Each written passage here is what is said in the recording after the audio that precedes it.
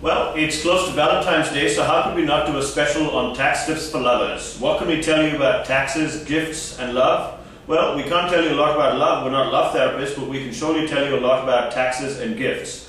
First, the bad news. Bad news is that any gift that you give to your loved one, like chocolates or flowers this Valentine's Day, is not going to be eligible for a tax deduction. But the good news is that there are many scenarios under which you will actually be able to get some kind of a tax benefit if you give some kind of gifts in kind or cash to your loved one. So let's consider some of those. First of all, if you give a gift to your spouse or fiance, what happens in that situation? Well, let's take the spouse case first.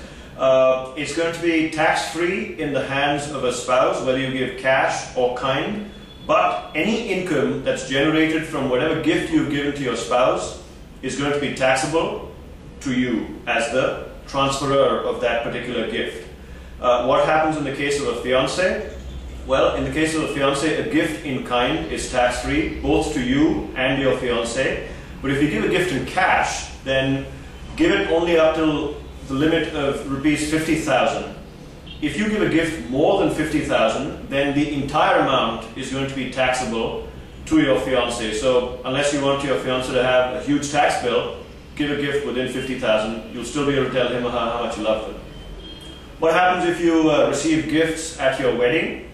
Good news again is that any kind of gifts received in kind or cash are completely tax-free to you as the recipient of all these gifts at your wedding.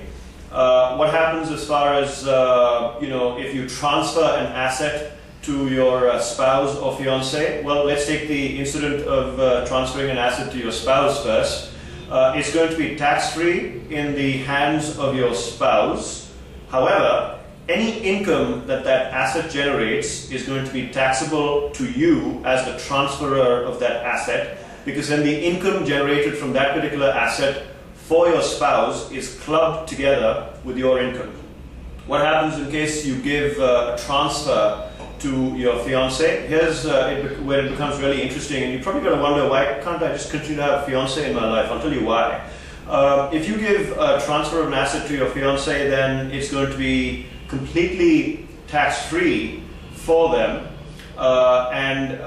even if you were to get married, even after your marriage is going to be tax-free to them as well as you, because the transfer happened when a marital relationship between the two of you did not exist. So you've got to ponder whether you want to remain unmarried in the status of a fiancé type of relationship, or actually get married and then takes a tax hit or not. The final one is, what if you actually were to give a gift in kind or cash to your parents? Good news again is that it's completely tax-free and exempt from taxes as far as your parents are concerned. So show your parents some love and give them a gift. Happy Valentine's Day.